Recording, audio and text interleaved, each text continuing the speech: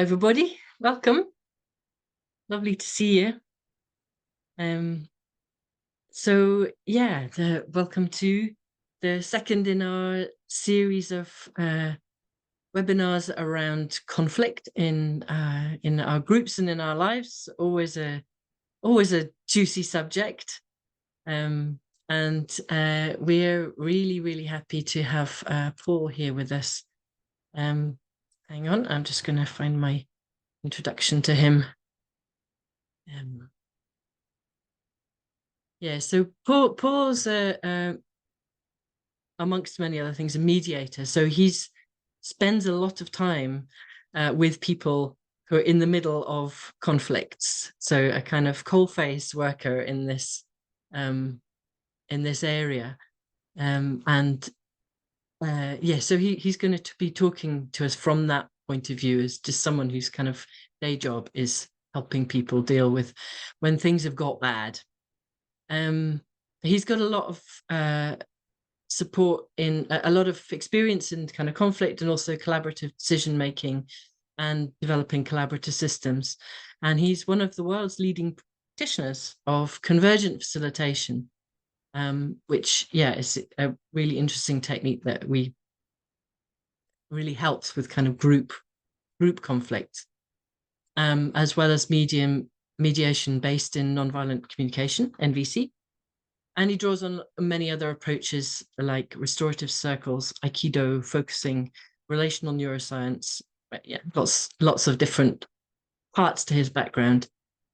And he's done mediation and transformative justice and facilitation in community and social movements, as well as work in deliberative democracy. And he's run trainings in the UK and Sri Lanka, USA, Bangladesh, and other European countries. So I'm sure that can tell us more about himself and his work. But handing over to you now, Paul. Thanks very much for being with us. Thanks, Eva, and hi everyone.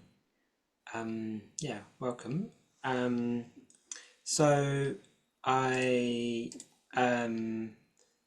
would like to try and just make use of this time in a way that's about looking at things in a really practical way. Like, what are some practical things that might be useful for you in terms of engaging with conflict, tension, disagreement, etc., in groups that you're part of. So I wanted to start just by saying a couple of practical things. So please, if you want to speak at any point, please raise your hand. I think we're a small enough group that you could raise your hand like physically or electronically, and then wait until I come to you. And yeah, just to say, I find it impossible to engage with the chat at the same time as paying attention to what people are saying in the group or speaking myself. So I'm going to try to completely ignore the chat unless I specifically ask people to write in the chat. So I'm hopefully not looking at the chat, because I often find that I stop mid-sentence when I see something come up in the chat and get confused. And just generally wanted to encourage those who might find it harder or be less likely to speak into a group like this to bring in your voices and your thoughts and feelings and reflections, and also to invite those who are more comfortable speaking in this space to kind of listen attentively to others and create space for others to speak as well. And yeah, it's quite a short session, but I'm hoping to have a very short break, like 3-minute break around the middle roughly, but I don't know exactly what time, but roughly a little bit past the middle of our time probably. I want to just start with reflecting a little bit, first of all, on how we understand conflict. And the reason that I find that useful is because I think how we understand what it is can then really shape our responses to it. And so I'm going to offer a definition of conflict, not as like the definition, but a possible way of making sense of it in a moment. But before sharing that, I just want to acknowledge that for many of us, maybe most of us, conflict is incredibly painful. It has many painful, often even traumatic memories connected with it, whether that's at a personal level or at a community or societal, historical level. So I think it feels important to me to not say that we should have a positive relationship with conflict. Some people do, some people have a really hard relationship with it, and anywhere in between. And all of those make sense to me. I don't want to put what I'm about to say forwards in a way that comes across as we we should be all like just happy about conflict, because I think it's again and again really hard or extremely challenging and brings up a lot of trauma and this sort of thing. So really acknowledging that for what I'm about to say and for anything we're talking about today. Could you share the second slide, Eva? Slide number 2. Yeah. Yeah. So I'm just going to read out what's there, and there's quite a bit there. So I'll kind of say a bit more about some bits that are there and unpack them a little bit in a moment. But so acknowledging that although our experiences of it are often really difficult, conflict could be understood as a signal or a form of feedback. It's moving again. It may be signaling that some needs are unmet, the power and or trust to care for all the needs involved is not currently within reach, change is emerging, our relationships, agreements, understanding of what we are trying to do together, ways of distributing and using power, and social systems may need to evolve. And conflict often contains a lot of energy, meaning, and potential. It can weaken or strengthen collective power. So there's a few things in there that I want to say a bit more about. So one bit that I wanted to pull out is where I've said our social systems may need to evolve. So for me, it feels really important to understand conflict at the intrapersonal, the personal level, and at a sort of relational level, relationships between people, and at a kind of collective and systemic level. So one way that I sometimes talk about that is if you imagine a situation where someone goes into a shop and takes some bread and maybe puts it under their coat and walks out, and they haven't asked and they haven't given any money. Within the dominant justice systems, I'm wondering about taking the slides down right now, Eva, because they keep changing, so it's probably more distracting. Having some technical issues, but we'll just carry on through.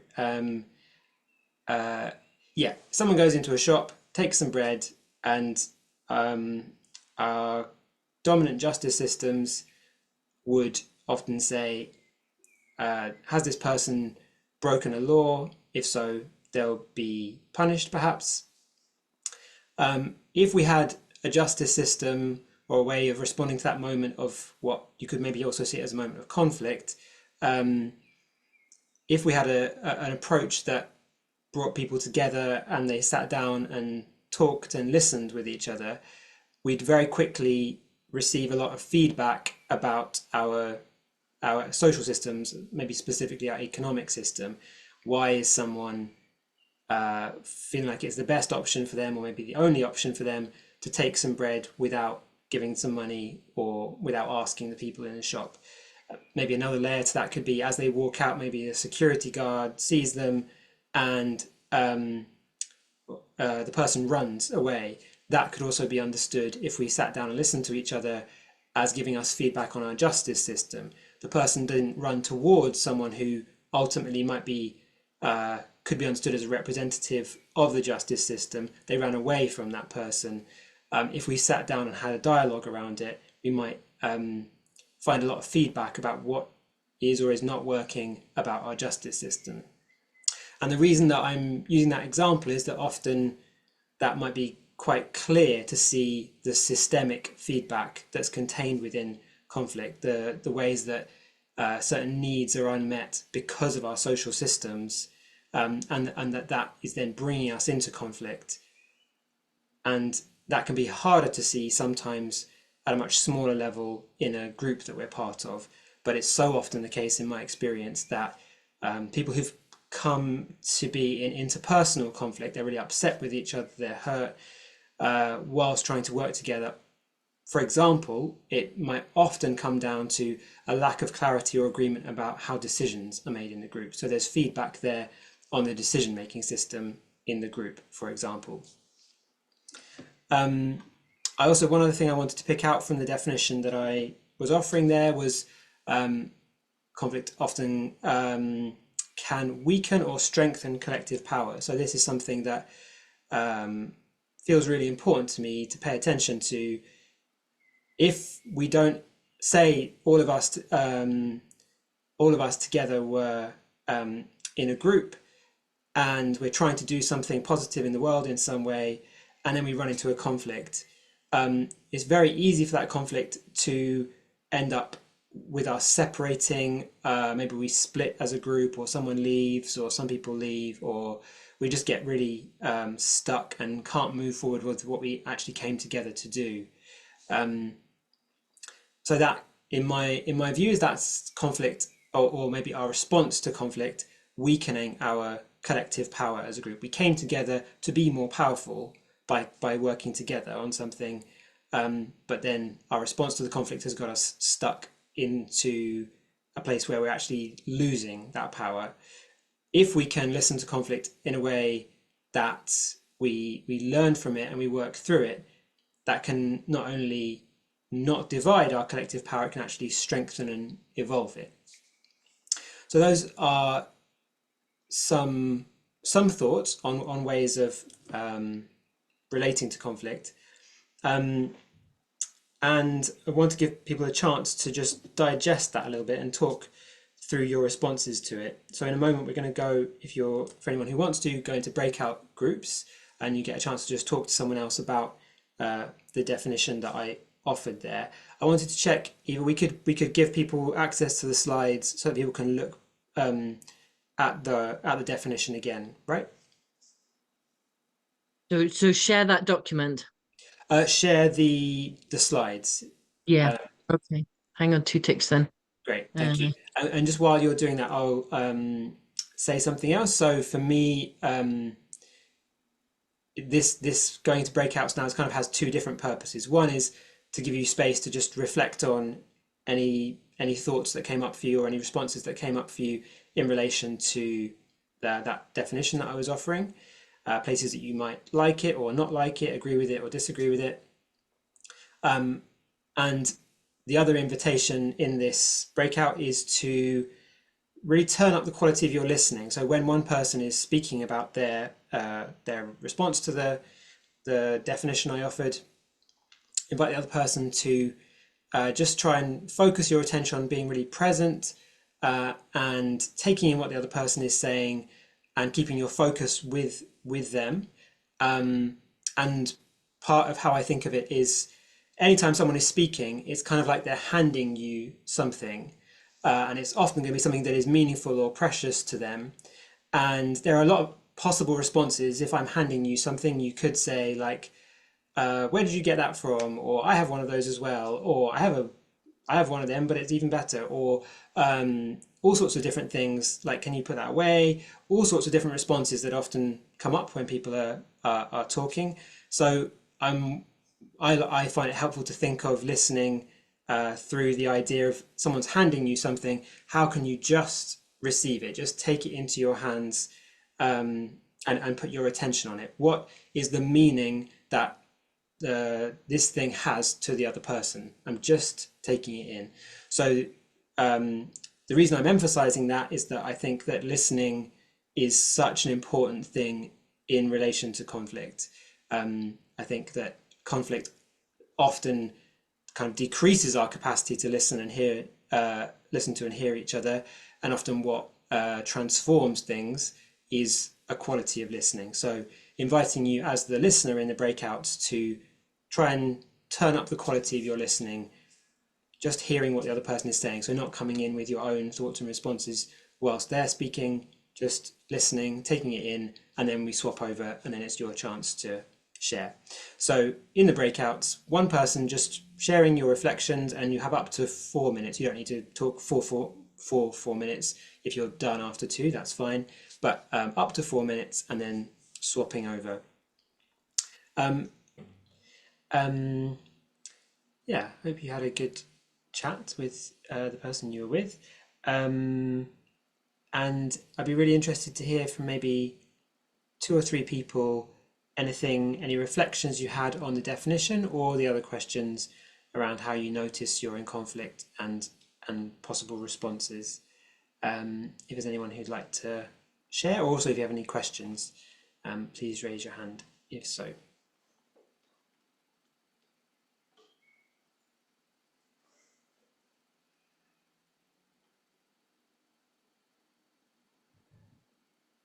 Anahi? Yeah, we were just sharing that conflict can become like the symptom in the system. And many times when we stay in the content of the symptom, we get trapped in a little, I don't know, cycle that doesn't have much solution. But when we open the perspective and watch that, probably the situation that we need to look is not the symptom, but the system, it can kind of release the intensity and bring perspective. Thank you.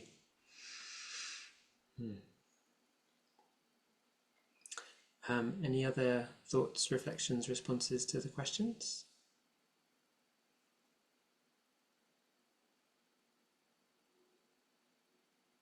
Heather here. I kind of, the word conflict itself has kind of a lot of conflict around it, because it's got so many, it could be physical, but it could be like wars and what have you. And I think sometimes you can get lost on whatever someone's definition of it is, and someone might see something as a conflict when in actual fact you might have a relationship that actually works really well, that might look antagonistic to other people, but it is good for the individual relationship. So there's some individualism in there within your relationships. Thank you. Yeah, and very, very much agree that word can mean so many different things. It can refer to huge things or quite small things. And yeah, I think one way that I think of it, because it's possible for 2 people to have a really strong disagreement or be saying things that to other people might sound like they're having a conflict from the outside. I think for me, a thing that really makes a difference is there some sense of togetherness between the people, because we can have a massive disagreement but be kind of really having the experience that we're on the same team, we're not against each other, we're not separated from each other. With there's trust, there's care, there's connection between people. That can happen even with a massive disagreement, and there can be actually a loss of togetherness even maybe with quite a small thing, and that for me then maybe is starting to fall into the area that I'm referring to as conflict. Yeah, thanks for that, Heather. Maybe one more, if anyone else had something they wanted to share, a reflection, raise your hand if so. I can Yeah. share. I think it somehow felt to me that I know when there is conflict, it's kind of like I feel this vibration in my body. It's kind of this feeling of unease. And I've started to noticing it sometimes that I'm really trying to pin it down, like to the tone of the voice or the volume or the body posture. And sometimes it's like none of those. It's just like this, there is something in the air. distension, fear. I mean, it triggers a defense response in my body. So this is how I know that I'm in like a battle zone. Mm-hmm. And in our conversation was also this question of power structures, and I wanted to share that for me, this is something that I'm like really curious and about, because it seems like it's like two different directions to address this issue of conflict. That one is coming from the direction of like compassion and understanding and love and connection, and the other one has to do more maybe with justice and equality and like what is right and then what is wrong as well. And like when I say power, these words right and wrong come to my mind. So I know that conflict is about both of these fields somehow, and I don't know how to manage between them. Thank you. Yeah, thank you for what you said about the way that you kind of get the signals of being in conflict, the way that kind of a particular kind of feeling that you notice in your body, in maybe in the kind of almost in the atmosphere around you, sort of thing, something changes. And yeah, that there's a sort of fight, flight, freeze kind of those kinds of things can come up in those moments. And then also in the second part that you said, I think for me it feels so important to find a way to engage with conflict that really does address both of those, that finds a way to bring a really clear acknowledgement and engagement with imbalances of power, or those elements which are so often showing up within conflicts. And to me it feels very possible to do that, as well as creating conditions where there is mutual empathy between people and understanding and compassion. And I think that I actually believe that they are both of them, that you get more of both by bringing them together, sort of thing. Yeah, tons more to say about that, but yeah, thank you for Yeah, raising I it. believe it, and this is what I want to learn. So Yeah, thank you. Okay, I'm gonna move us on something else now. So I wanted to talk a little bit about developing systems for engaging with conflict. So I want to say a couple of things about systems, social systems in general, before then talking about specifically conflict. So I think people maybe have quite different images and ideas that come to mind with the word system. And what I mean by a social system is basically just a way that a collective of people handle some aspect of life ongoingly. So for me, a living social system is all the things that make up and influence the ongoing way that things happen, understood as an interrelated whole and more than the sum of its parts.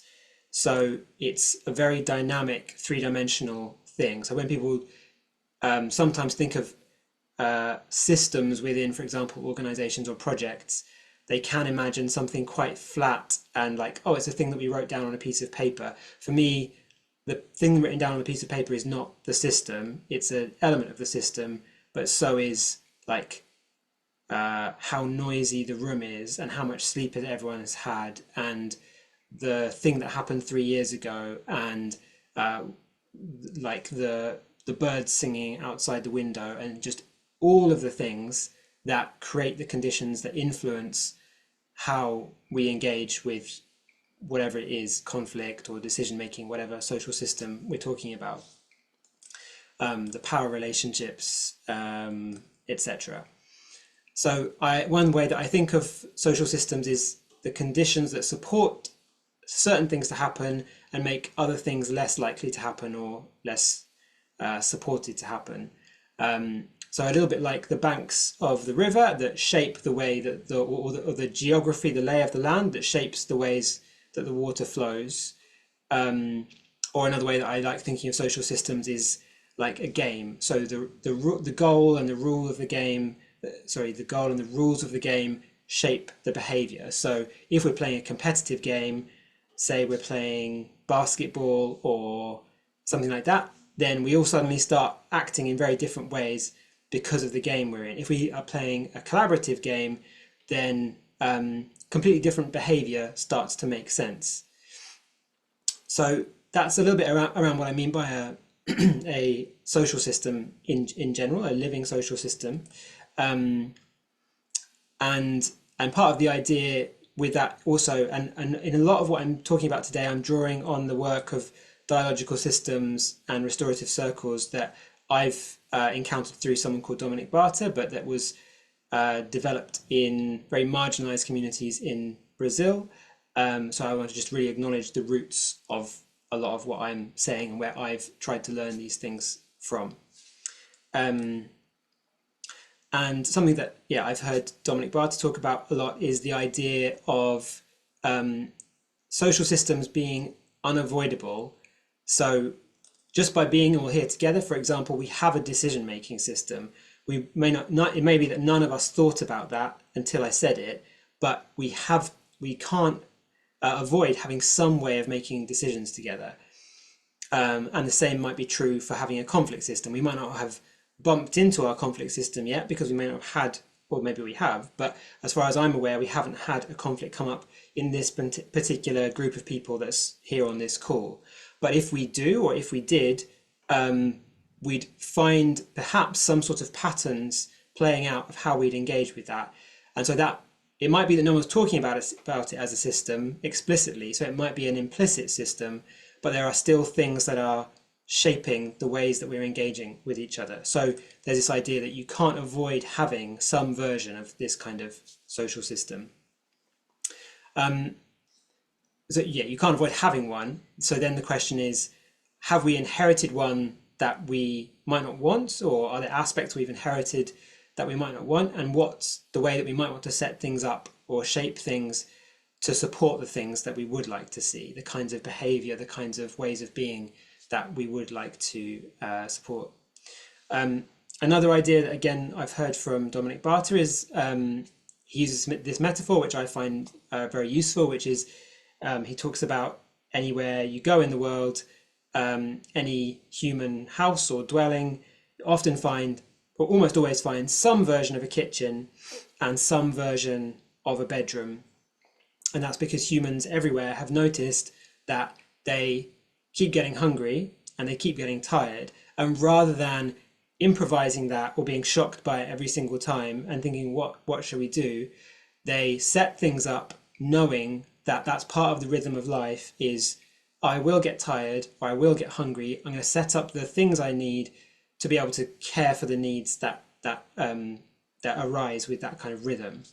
And so Dominic talks about the idea of that might also be true. Well, what if that's also true with conflict? That conflict is actually an inevitable part of living, or at least living in the kind of social conditions that we currently live in. So conflict is coming, or maybe it's already here. And rather than building your bed or your bedroom when you're really tired, or your kitchen when you're really hungry, because those might be the worst time to build those things, what about building your ways and your agreements and your ways of engaging with conflict before you run into it, rather than trying to figure it out once you have already run into it? Because it's really hard to figure out, say me and Eva get into a conflict, it's really hard for us to figure out how we're going to engage with that conflict when we're already not able to, we're not talking to each other, sort of thing. So there's this idea, we could look at how do we want to set up the social systems, the conditions, the context to support the kinds of engagement with conflict that we'd like to see, and maybe minimize or make less likely the patterns that we don't actually want, or don't align with our values, or don't support us.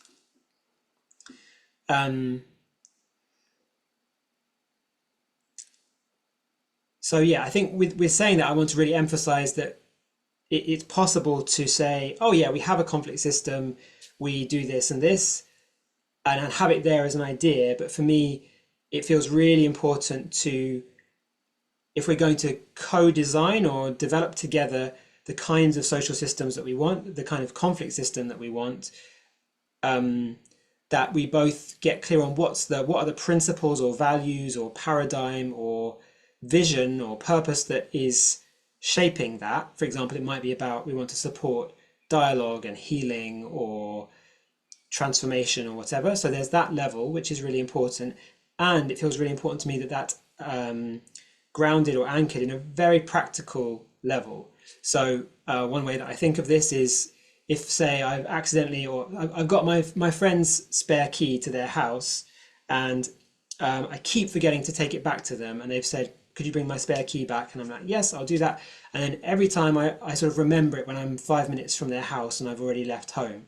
So it might be that one day when I'm at home, I see the spare key, and maybe I think, oh, I'll leave that on the table so that I see it next time, and then I still forget it. So then maybe I put it in my shoe so that I'll remember it right in the moment that I need to remember it, the moment that I'm leaving the house, because I'm not going to walk out of the house in this made up scenario. I'm not going to be walking out of the house barefoot. I'm also not going to walk off with my foot on a key, because that would be really painful. So at the moment I'm putting my shoes on, which is the moment I'm about to go out the door, that's when I get the reminder. So I'm interested in building social systems in a way that it's kind of like they're putting the keys in the shoe. They create the conditions that support us to do the thing we'd like to do in the moment. It makes it doable, basically. So there's that very practical level in that way, and then there's also, I think, an element which is about in a punitive system, as in a system where if there's conflict or some sort of thing that's judged as injustice, someone makes a judgment about whether you've done the wrong thing or broken the rule, and then you get punished. Under those conditions, it makes a lot of sense that people wouldn't tell the truth. If I've stolen Eva's bike and Eva comes around and says, did you steal my bike? If I'm going to get some negative consequences from that, I might be like, no, it wasn't me. So the possibility of punishment is something that is a disincentive. It kind of pushes me away from truth telling.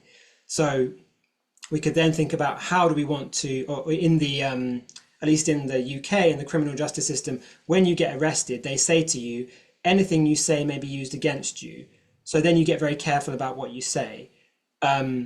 If we want to create the conditions for truth telling, then maybe we need to come up with create a very different dynamic around that, so that in some conditions, it can actually be the opposite, that telling the truth or taking responsibility is actually incentivized. It's something that makes sense to do, rather than maybe a lot of the time, if Eva comes around and says, did you steal my bike? Part of me wants to tell the truth, but part of me is scared of what's going to happen.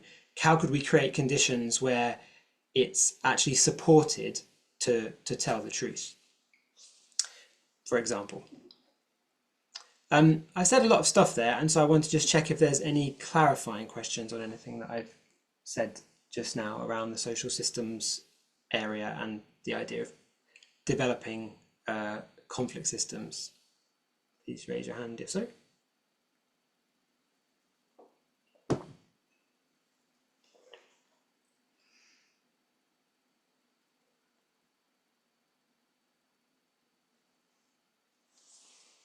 Okay, not seeing any hands going up, so I'll continue.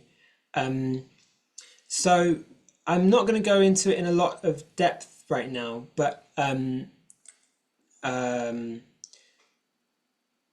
thing that this leads to for me is the possibility of having conversations, either smaller conversations or getting a whole group together that you're part of, and saying something along the lines of, hey, we are probably going to hit conflict at some point. Conflict is coming. Conflict is not a possibility in my view. It's an inevitability, and I used to be convinced of that, and now I'm even more convinced of it, having done the work that I've been doing for the last 9-10 years. I don't think that there's any relationship or group out there that's not going to hit some kind of disagreement, tension, conflict, hurt, misunderstanding, whatever, at some point. And going back to the definition that I was sharing earlier, if you set up the conditions to engage with that in a kind of productive way, it's maybe not even a problem. It's an opportunity for learning something that wasn't so, yeah, something becomes visible where it wasn't visible before, at least for some people. The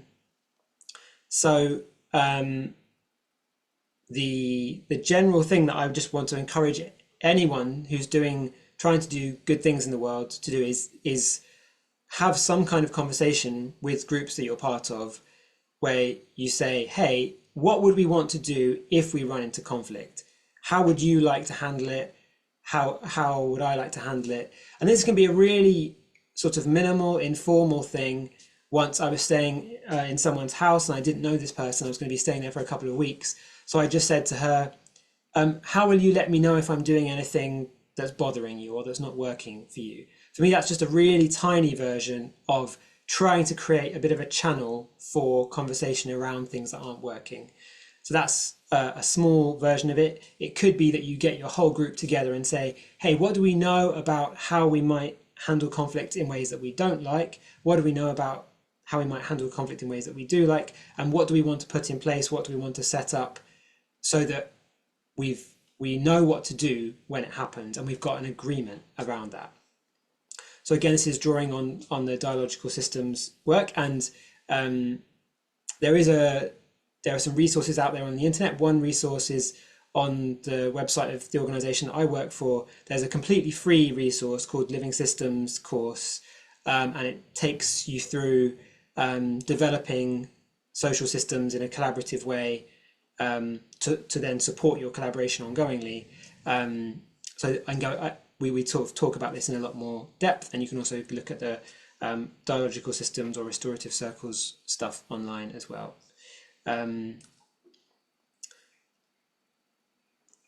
So yeah, there's one more thing I want to say on that, kind of following on from that thread, and then we'll take a short break.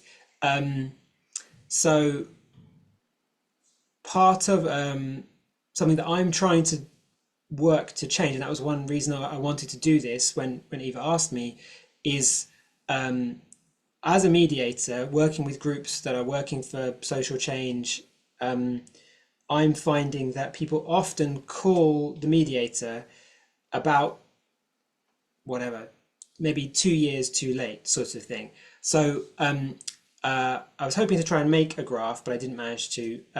So I'm going to ask you to just visualize this if you can. So if you imagine a graph where if maybe a conflict starts, and at that point, maybe the level of pain might be quite low. It's kind of jumped up, but it's not super high yet. It's something maybe me and Eva work in. I'm just going to keep picking on you, Eva.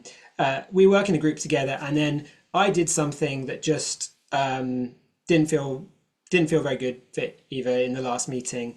So we've hit some conflict. But as time goes on, if we don't engage with it, or we kind of just keep going, we don't talk about it, possibly then something else happens and something else happens, or Eva's response to me means that now I'm upset too, which means that I act in a different way, which makes things even worse for Eva. Maybe someone else gets upset. So all that time, as time goes on, the level of pain is going up and up, and the level of trust is going down, the level of pain is going up. At the same time, perhaps the energy, capacity, willingness to engage with that conflict, it probably isn't super high, but it's higher perhaps at the start. And as time goes on and on and on, the energy, willingness and capacity to engage goes down and down and down. So at the end of the graph, you end up with pain being really high and willingness, capacity and energy to engage being super low. And it seems to me like that's often when people call a mediator, or it's often when people call me. And I've never come across a conflict that I think couldn't be untangled or transformed, but often at that point, the willingness to engage, it's kind of like they've been tangling up a rope for many months, maybe years, and it's not random how to untangle that rope. It just takes a lot longer to untangle a rope that's been tangled up 1,000 times than it does to untangle a rope that's got maybe 2 knots in it. And so people come at the point where they've lost the energy to do the amount of untangling that would be needed. So I am really wanting to get the message out to people as much as I can to try and call in support much sooner. It actually ends up taking far fewer resources because you can address it. It's a bit like if you get a little cut on your finger, if you clean it straight away, then it's no big deal. If you didn't look after it and it gets some dirt in it or whatever, then it can get infected. It can get much worse. If you don't respond to that, it can get even worse. So I'm really encouraging people to think about how can you call in support, the level of support that you need. So it might be that me and Eva have a difficult interaction and there's enough trust between us that we're able to just sit down together and talk it through. Maybe it only takes 5 minutes and we're done. But if we've run into something that's beyond our capacity as just the two of us to engage with, then in my mind it's time to call in I'd like people to call in some more support. And if people could do that sooner, I think that a lot more conflicts would get transformed, and there'd be so many positive consequences of that. So it's kind of and it sort of ties up with what I said about coming up with agreements about how you're going to handle conflict, and that might support you to notice conflict, which is one reason I asked the question earlier about how do you notice when you're in conflict. People maybe don't notice that they're in conflict for a while sometimes, but then to engage with it as soon as possible and to mobilize the support, get together the support that you need in order to be able to address it much sooner. And so a really practical thing that you could do is get clear on, if it's beyond what's within the capacity of your group, already knowing that you've got a couple of people's numbers that you can call who are maybe trained mediators or whatever, people that you can call that you all would trust to come and support you. So you're not trying to figure out once it's already got really bad what you're going to do. You already know what to do before it happens. Again, I said quite a lot there, and I want to just check if there's any questions or responses to what I've said before we go to a short 3 or 4 minute break.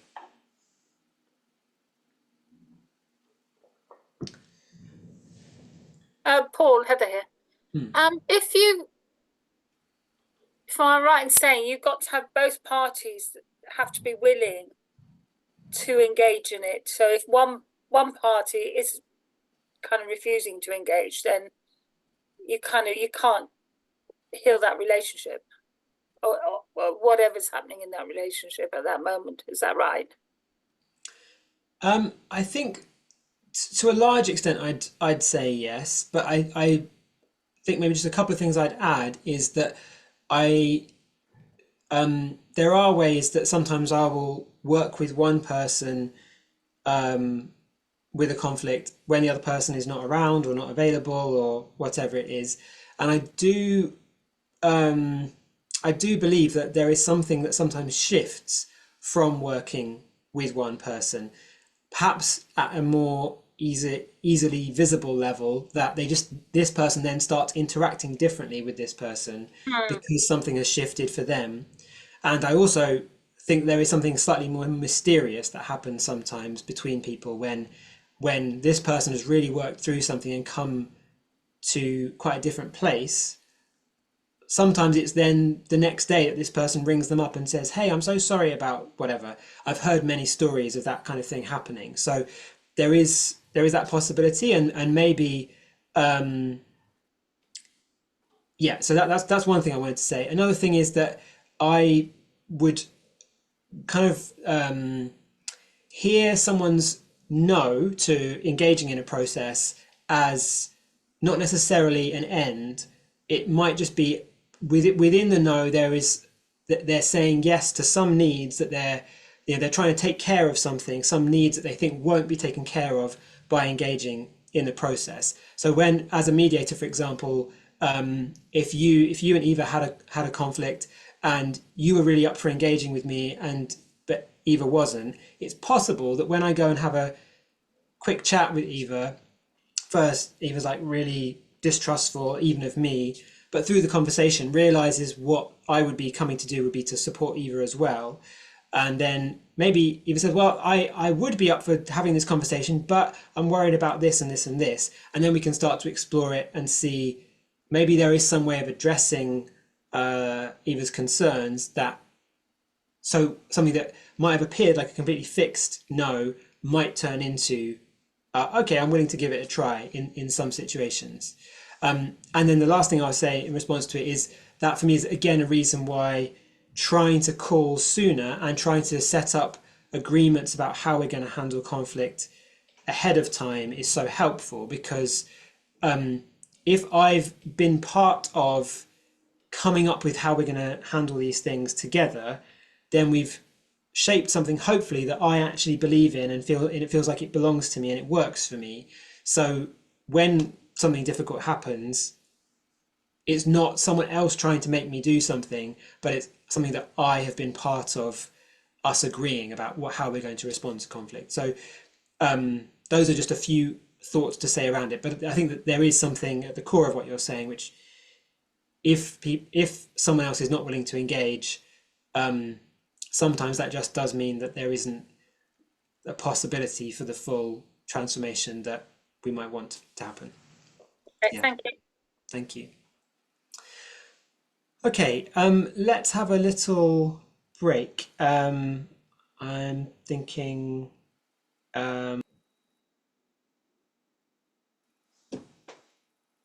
so for the last bit of time, I want to focus on something that, so I've been talking more about the kind of group and systemic level of how we can respond to conflict, and I wanted to also do something more at the interpersonal level as well. So this, I'd like to do a little exercise. And so here I'm drawing on stuff from nonviolent communication, and so a sort of core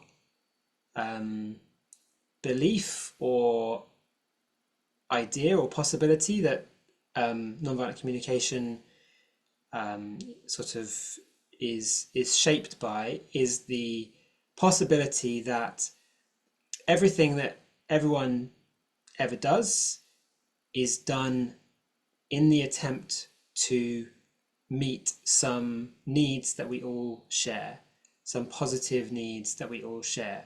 So I'll just say a couple of things about that. So part of what's meant by needs there is not the specific things that we do, but the things that we're looking for in those things. So for example, getting loads of money, that is not understood as what we mean by a need in this understanding. That's a strategy, a way of going about trying to meet some needs. So there might be needs for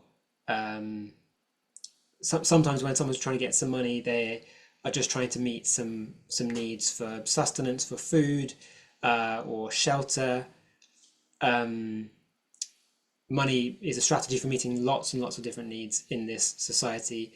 But then there might also be situations where someone wants to get loads of money because they're trying to meet a need for dignity, or for being seen and valued, or maybe for seeing or valuing themselves, these sorts of things. So there's a distinction there between the ways that we go about doing things and the underlying needs that we're trying to meet. So there's a lot more, so much more to say around this, and there's lots of caveats and things that I'd want to put in there. But because this is just a short session, I'm just focusing in on this principle as something just to try out. So, and another principle that goes alongside that is the idea that when someone expresses some kind of judgment about someone else, that can be understood as maybe a painful expression of an unmet need. So if someone, for example, one of you comes off mute and shouts, "This workshop is terrible, Paul. You've completely wasted our time," or something like that. I just want to walk through 4 different ways that I could respond to that message. Say I'm going to pick on someone else. I'm going to pick on you, Sarah. So imagine that you just shouted, "This is the worst workshop I've ever been to. What on earth are you doing, Paul?" So one possibility in hearing that message could be that I basically agree with Sarah and say that same kind of thing to myself, like, "Sarah's absolutely right. This is a terrible workshop. I should have prepared better. This is so boring, and everyone's barely able to stay awake," and could carry on for a while. So that's me sort of agreeing with what Sarah said and kind of putting that towards myself, sort of judging myself inwardly. Another response that can quite often happen is, and maybe it comes because as a sort of a protection from judging myself inwardly, would be to judge outwardly. So I could kind of do the same back to Sarah and be like, "Well, you just don't understand. I'm actually what I'm saying is really great, and you just don't understand it. And if you had any idea how hard it is to run a workshop, and I could have all this stuff that's kind of doing the same back at Sarah as a kind of a bit of a counter attack. And I'm not saying that either of those are at all wrong or bad in any way. I'm just interested in the consequences that they have. So I'm interested in, well, I like 2 other options. So another option would be for me to, first of all, try and connect with what is it like for me to hear Sarah say that to me. So I might be like, "Wow, that was a bit of a shock." This is kind of me just talking to myself. "Wow, that was a bit of a shock, and it was quite painful, and yeah, it was like, yeah, activated my nervous system, and I feel a bit shaky, and so yeah, I'm feeling a bunch of feelings like that. And I guess what's really important to me is I really wanted this bit of time to contribute to people. I wanted it to be useful and support people's learning. And yeah, I also want to be treated with care and to be sort of seen and valued in a positive way, etc. So I'm there connecting with the needs that might be unmet for me by hearing what Sarah said, both the needs that are unmet by what Sarah said and the needs that I was trying to meet by what I was doing. And it might be that sometimes once I've done that for a little while, I then when I'm ready, I might be interested in what are the needs that Sarah was expressing by saying this workshop is a load of nonsense. So I can sort of hear that as this workshop is a load of nonsense, or I can hear it as an expression of something that was important to Sarah that wasn't being fulfilled. So it's like, Sarah came to this, gave up time and energy to be here in the hope of learning something. You are wanting to learn something that would be useful to you, and you're feeling pretty disappointed because it hasn't met that desire that brought you here. So basically I'm trying to hear what's important to you that is maybe within the sort of judgment of me that you express. So it's kind of like moving it from I'm bad or wrong to what's important to this person. And so this exercise is sometimes called 4 ways to hear a message. And I find it very helpful as a way to start to listen to what's important to people, where are they coming from, as well as listening to ourselves, what's important to us, where are we coming from, in a way that can sometimes start to help us engage with something that's come up, something that's been difficult in a kind of a different way. So we don't have very long at all, but what I'd like to do is invite you to get into, anyone who wants to get into pairs in breakouts now. And I think we'll only have time for one person to do it. But so if one person out of the 2 of you can think of something that someone has said to you, and I'd say pick a sort of 2 out of 10 in terms of intensity, not something that was really painful or difficult. But for example, something like the example I just made up of someone saying something to me that kind of caught me a bit off guard and was difficult to hear. And just very quickly walk through those 4 options. So kind of agreeing with the judgment, judging yourself, judging the other person. I wouldn't spend very long on those because if you're like me, you might have been quite practiced in those 2. So then I invite you to put most of your attention on what is it that's important to you, what needs or values were unmet for you by hearing what the person said.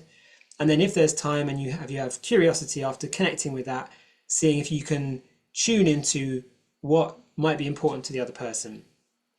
We'll just have about 6 minutes for this. So once you're in breakouts, pick someone who's got a small example that can be explained in about a sentence, like someone said this to me, and then just gently walk through those options if you want to. I'm wondering if I could hear from maybe 2 people very quickly, just like a couple of sentences of anything you got from that exercise. Anne. Yeah, I don't want to divulge anything, but I think what came up is really that sometimes you're dealing, like there's an interaction between you and somebody else that other people see as conflict. And then maybe you have that, like now you have this conflict with this third observer group that like just very complicates, so that came up and I was like, oh, wow, that's a whole other layer. Thank you. One more person? Anyone got any reflections or anything you got from the exercise? Christine. And I'll try and get to Sarah as well very quickly. Christine, go ahead. Yeah. My partner's on the autistic spectrum, so we're quite different. But I also have a close friend who's a psychotherapist, and she's on the autistic spectrum. So she has been such a great support in explaining how I can understand his responses and accepting the differences. So that having that sort of, I think Joyce called it a translator almost for me.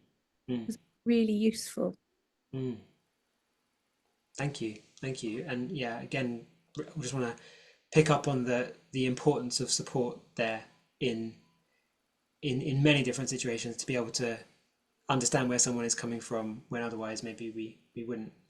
Very, very quickly, Sarah, and then we'll close. I was just reflecting on, I guess I've got a question about whether it's necessary to do the bit that's about what's the impact on me, paying attention to my needs, even if it's in like a microsecond, to do that first to help me then really be able to listen to the other person. And it made me think of that bit about, when the oxygen mask comes down, put it on yourself first. Yeah, absolutely. And that's I would strongly encourage people to do that, to connect with what's important to you before going, because sometimes it sort of, it's a stretch too far sometimes, and it can sometimes snap a bit if you try to understand the other person before you've really made sense of yourself. Like, oh yeah, that's what's really important to me, this is how I'm feeling. Then maybe curiosity actually opens up about, oh, what is it that's important to them that I could actually make positive sense of, that can come from first having done that with ourselves. So I'd really encourage that. And yeah, that the giving yourself the oxygen mask first, so that you're still available to then put the oxygen mask on the person next to you, is a metaphor that I've come across before in that way. Yeah, thank you. So yes, we're wrapping up there. This has felt like a tiny dip into so many things, and I'll pass back to you, Eva. I just maybe in closing just say thanks everyone for showing up. We really encourage you to think of one practical, even tiny thing that you might take away and do from this. So it could be a way of listening to some yourself or other people, or it could be the thing about having conversations with people about how you want to handle conflict. But I invite you to choose, maybe as you get off the call, think, what's one practical thing that I might take away and actually do from this? Totally fine if you don't, but I encourage you to do that. And as Eva's closing us, I'll just put a link in the chat to the Living Systems course that I mentioned. And there's a few things in the slides I didn't cover, and I'd encourage people to have a look at slide number 13, I think, which is a quote from Mary Parker Follett on 3 ways of handling difference. But I'll hand over to you, Eva, to close us out. That's great. Thank you so much, Paul. I was just observing before how rich this has felt, and the time has absolutely flown past. And you know, as you say, it's a quick dip into a really, really big pond. But I felt like you gave us some ways to navigate it. Yes, so just if you could possibly, people, take just a moment. We've got a very short feedback form. The link is in the chat, along with several other resources and things from this session. And then we also have a bunch of other things coming up. Our next session in the conflict series is going to be with Nuno da Silva, looking at a living systems regenerative approach to human conflict. The Practicing Transition program is well underway now and has a website. We've got a link to the ITC website, and both communities of practice of practicing transition and of inner transition. So we look forward to reconnecting with you in one or all of them. Yeah, and just to say thank you all so much for coming along. Really, really great to see you here, and more thanks to Paul, and goodbye. See you soon. Bye, everyone. Take care.